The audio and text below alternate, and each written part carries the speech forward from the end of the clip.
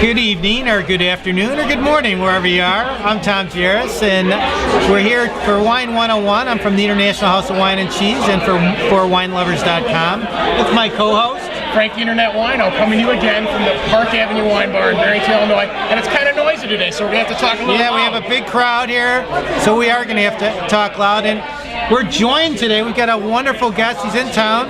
It's always nice when you get to have a winemaker present. Awesome. And we're here with Chiam.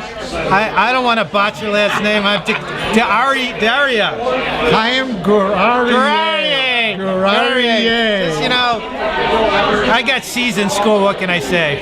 Now he's a really advanced guy for Wine 101. We're going to have him dumb it down a little bit for the 101 listeners. So this is like Wine 101, and this is like for the basic people that get started. And give us some tips about when you first got into wine, way back in your youth, because I know you've been consuming libation and good wine for a long time.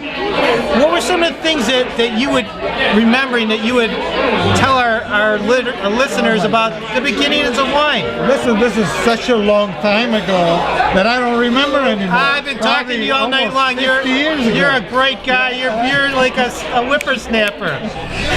Well, I'll tell you. Okay, beer 101. Yeah. Wine 101. What do you do when you get a glass of wine? Okay, what do you do first? Well, you know, you look at it, right? Yeah. You look at it, okay? Does it look good? Does it look as wine should look? Is it red? It's not brown. Okay. Hopefully it's not brown. Hopefully it's not brown. What happens if it's brown? What does it mean?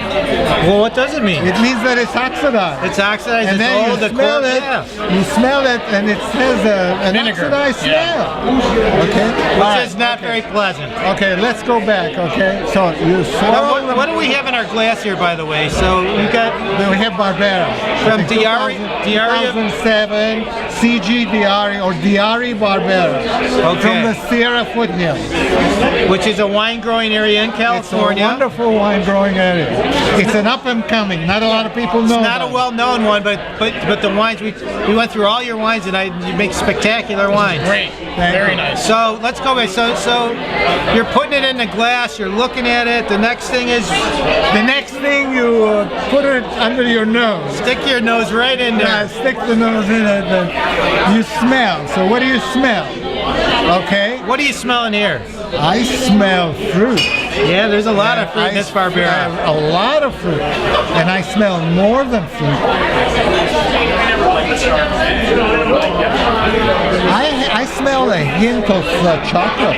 You do? Yeah. No, I don't get that, but let me try again. It's okay. And you know, I'll tell you, the hardest thing for a beginning wine person is to be able to describe or pick out what you're smelling. It's often you're saying, I know what that is, but I can't put it into words. It happens to everybody. Yeah, it's very difficult. It takes a long time.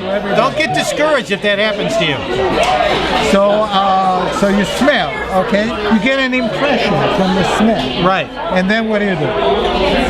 Drink some. And then you drink it. You're going to drink it.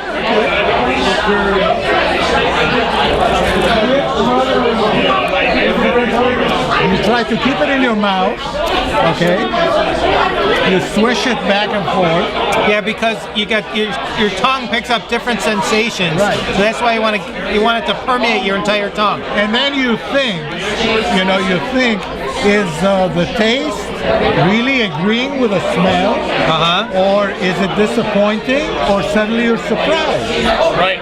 Okay. That does happen all the time. Okay. Does this wine surprise you? No. It actually the smell it delivers. Taste. It delivers the promise. And it's the consistency of how it smells in the first taste, and then the finish down your throat. And if it's consistent, it's a very consistent wine. This is suggested retail. It's $17, $18, or is it more? 20? I don't remember. Is it more than that? Something like this. Yeah. Okay. So now, when you do your blending, I've been told that the palate is most lively at about 10 in the morning. Do you find that for yourself, or do you blend 3 a.m. or what? I mean, what do you do? I'll tell you, I never make a decision with one time, tasting a wine one time. I taste it in the morning, I taste it in the evening. Okay. And I taste it again and again. And I take my time. So I make a blend I set it aside. I come back maybe a week later and taste it. Now, do you have other people that taste with you? I do. Yeah. Your wife? Is your wife in the My wine? wife tastes it. Yes. Is she in the wine? Yeah, she Very much. definitely is in the wine business. Okay. Totally. Yeah. So it's a process, like you said, a labor of love, a lot of work to get to that perfect finished product. It is. Awesome. And how many acres of vines do you have planted?